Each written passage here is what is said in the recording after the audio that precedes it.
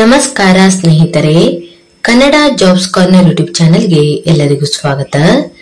ಜಿಲ್ಲಾ ಕಾನೂನು ಸೇವೆಗಳ ಪ್ರಾಧಿಕಾರ ಕಲಬುರಗಿಯಲ್ಲಿ ವಿವಿಧ ಹುದ್ದೆಗಳ ನೇಮಕಾತಿಗೆ ಸಂಬಂಧಪಟ್ಟಂತೆ ಅರ್ಜಿಗಳನ್ನು ಆಹ್ವಾನಿಸಲಾಗಿರುವಂತದ್ದು. ಇನ್ನು ಯಾವ್ಯಾವ ಹುದ್ದೆಗಳಿವೆ, ಎಷ್ಟೆಷ್ಟು ಹುದ್ದೆಗಳು ಖಾಲಿ ಇರುವಂತದ್ದು, ಏಜ್ ಲಿಮಿಟ್, ಎಜುಕೇಶನಲ್ ಕ್ವಾಲಿಫಿಕೇಶನ್ ಹಾಗೂ ಸೆಲೆಕ್ಷನ್ ಪ್ರೊಸೀಜರ್ ಬಗ್ಗೆ ಈ ಒಂದು ವಿಡಿಯೋದಲ್ಲಿ ಮುಂದೆ ನೋಡ್ತಾ ಹೋಗೋಣ.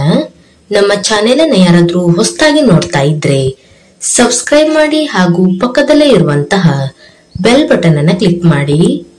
ಇನ್ನು ಜಿಲ್ಲಾ ಕಾನೂನು ಸೇವೆಗಳ ಪ್ರಾಧಿಕಾರ ಕಲಬುರಗಿಯ ಕಾನೂನು ಅಭಿರಕ್ಷಕ ಕಚೇರಿಯಲ್ಲಿ ಸಹಾಯಕ ಅಥವಾ ಗುಮಾಸ್ತ ಹುದ್ದೆಗಳ ನೇಮಕಾತಿಗೆ ಸಂಬಂಧಪಟ್ಟಂತೆ ಅರ್ಜಿಗಳನ್ನು ಆಹ್ವಾನಿಸಲಾಗಿರುವಂತದ್ದು. ಇನ್ನು ಈ ಒಂದು ಹುದ್ದೆಯು ತಾತ್ಕಾಲಿಕ ಹುದ್ದೆಯಾಗಿದ್ದು 6 ತಿಂಗಳ ಅವಧಿಯವರೆಗೆ ಈ ಒಂದು ಹುದ್ದೆಯನ್ನ ನೇಮಕಾತಿ ಮಾಡಿಕೊಳ್ಳಲಾಗುತ್ತದೆ.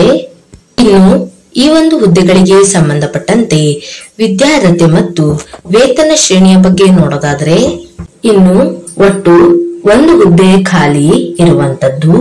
Legal aid defence counsel modified scheme 2022ರ ಪ್ರಕಾರ ವೇತನವನ್ನು ನೀಡಲಾಗುವಂತದ್ದು. ಇನ್ನು ವಿದ್ಯಾರ್ಹತೆ ಬಗ್ಗೆ ನೋಡೋದಾದ್ರೆ, ಯಾವುದೇ ವಿಶ್ವವಿದ್ಯಾಲಯದಿಂದ ಪದವಿಯನ್ನ ಪಡೆದಿರುವಂತಹ ಅಭ್ಯರ್ಥಿಗಳು ಈ ಒಂದು ಹುದ್ದೆಗಳಿಗೆ ಅರ್ಜಿಯನ್ನ ಸಲ್ಲಿಸಬಹುದು. ಇನ್ನು ಎರಡನೆಯದಾಗಿ ಕಂಪ್ಯೂಟರ್ ನಾಲೆಜ್ ಅನ್ನು ಹೊಂದಿರಬೇಕಾಗಿರುತ್ತದೆ.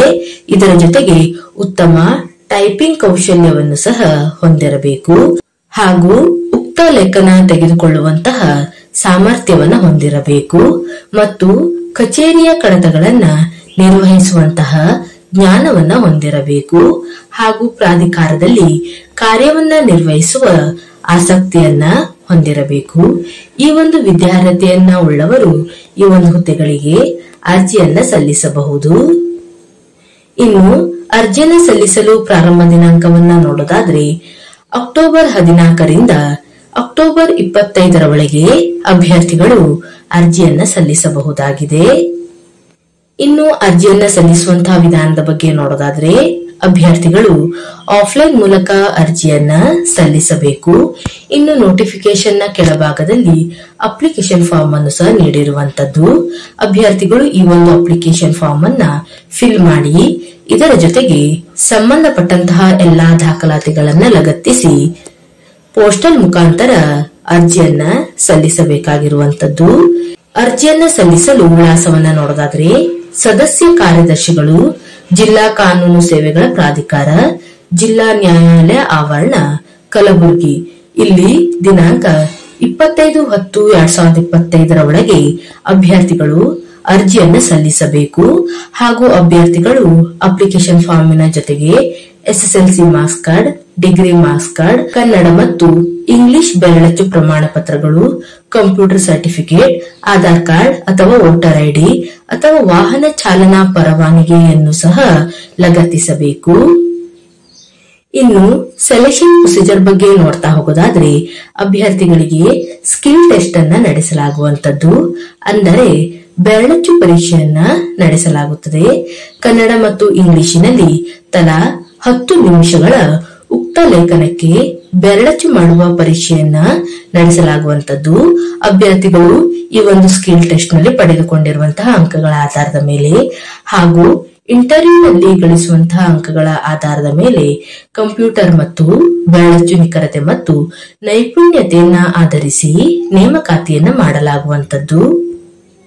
ಇನ್ನು ಈ ಒಂದು ಹುದ್ದೆಗಳಿಗೆ ಸಂಬಂಧಪಟ್ಟಂತೆ ಕೆಲವು ಷರತ್ತು ಮತ್ತು ನಿಬಂಧನೆಗಳು ಇರುವಂತದ್ದು.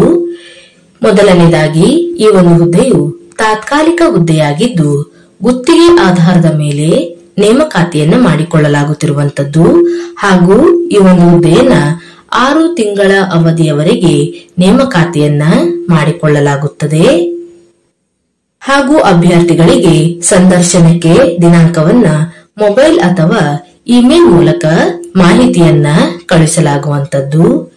ಇನ್ನು ನೋಟಿಫಿಕೇಶನ್ ನ ಕೆಳಭಾಗದಲ್ಲಿ ಅಪ್ಲಿಕೇಶನ್ ಫಾರ್ಮ್ ಅನ್ನು ಸಹ ನೀಡಿರುತ್ತಾರೆ.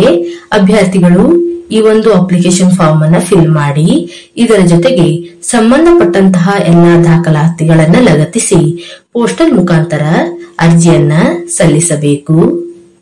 ಇನ್ನು ಆಸಕ್ತ ಮತ್ತು ಅರ್ಹ ಅಭ್ಯರ್ಥಿಗಳು ಈ ಒಂದು ಹುದ್ದೆಗಳಿಗೆ ಅರ್ಜಿಯನ್ನ ಸಲ್ಲಿಸಬಹುದು.